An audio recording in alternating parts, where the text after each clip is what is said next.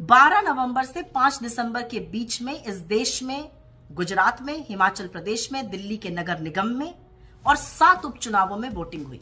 Voting के नतीजे आने के बाद एक बात तो साफ है कि चुनाव के पहले भारतीय जनता पार्टी की सत्ता दिल्ली के एमसीडी पर थी, गुजरात में थी और हिमाचल में थी। भारतीय जनता पार्टी हिमाचल हार गई, दिल्ली नगर निगम हार गई, 7 उपचुनावों में से 5 उपचुनाव हार गई और एक गुजरात जरूर जीता। तो हार और जीत का जो रेशियो है वो 3:1 का है। हारी है उपचुनाव हिमाचल और दिल्ली एमसीडी, जीती है गुजरात। गुजरात की प्रचंड जीत है, बिल्कुल प्रचंड जीत है, उसकी बधाई देते हैं। लेकिन क्योंकि गुजरात की जीत का सेहरा मोदी जी के सिर पर बांधा जा रहा है, तो ये भी बोला जाएगा कि गुजरात में चुनाव जीतने के बावजूद भी स्थिति जस की तस है।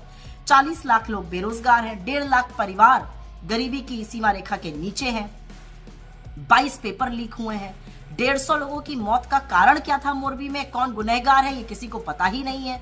महंगाई से लोग जूझ रहे हैं, बेरोजगारी से लोग जूझ रहे हैं, वो स्थिति जस की तस बनी हुई है। पर क्योंकि सेहरा मोदी जी को बांधा जा रहा है, ये सवाल पूछे जाएंगे।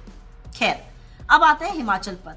देवभूमि की देवतुल्य जनता ने हमको अपना आशीर्वाद दिया है, 40 सीटों से बढ़िया बहुमत हासिल किया है। भाजपा की सिर्फ 18 सीटें ही नहीं कम हुई हैं, 6% वोट में भी गिरावट आई है। हमने तो खैर चुनाव मूल मुद्दों पर लड़ा था, चाहे वो पुरानी पेंशन स्कीम हो, अग्निवीर की खिलाफत हो, सेब बागानों की बात हो और बेरोजगारी से जूझते लोगों को राहत देने की बात हो। लेकिन सवाल ये जरूर बनता है कि हिमाचल का चुनाव भी मोदी जी ने अपने ही चेहरे पर वोट मांगा था, अपनी आत्मीयता बताते थे हिमाचल से, तो ठीकरा उनके सर पे क्यों नहीं फोड़ा जा रहा है? और तो और भाजपा के राष्ट्रीय अध्यक्ष श्री जेपी नड्डा जी का तो ये गृह राज्य क्षेत्र है, उन्होंने बड़ी मनमानी से इधर उधर टिकट बांटे थे। तो जीत का सेहरा गुजरात में मोदी जी पर, यहां पर ठीकरा फोड़ा जाएगा किसी छोटे नेता पर। खैर, कोई बात नहीं। अब बात करते हैं इस चुनाव में आम आदमी पार्टी की भूमिका की। आम आदमी पार्टी की गुब्बारे की हवा तो इस चुनाव ने निकाली है। अरविंद केजरीवाल जी भविष्यवाणी करने वाले ज्ञाता बन गए थे, अखबार पे, पेपर पे लिख कर देते थे कितनी सीटें आएंगी। 90 का दावा किया था गुजरात में, 5 पर आ गए। और तो और बात करते थे हिमाचल में सरकार बनाने की, 0 वोट शेयर और 0 सीटें आई हैं। तो कोई पूछे अरविंद केजरीवाल जी से, आपने पहाड़ से पलायन क्यों किया और आप क्या सोच के गुजरात लड़ने गए थे?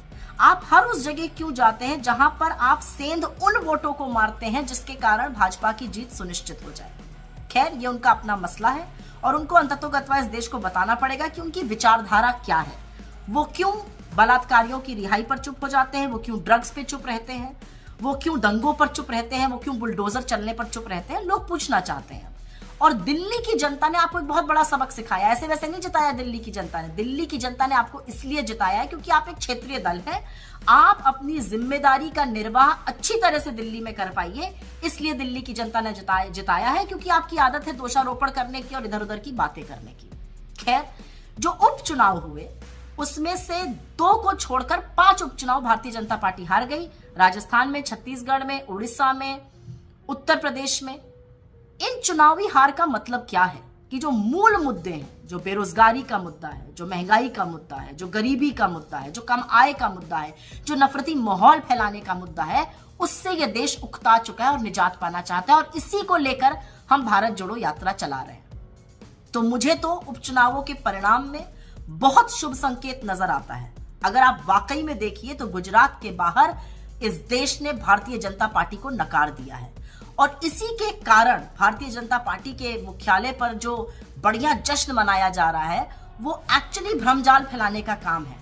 क्योंकि हारे तो आप हिमाचल में हैं, हारे तो आप दिल्ली के एमसीडी में हैं, हारे तो आप 5-5 उपचुनाव हैं, तो जश्न मन किस चीज का रहा है?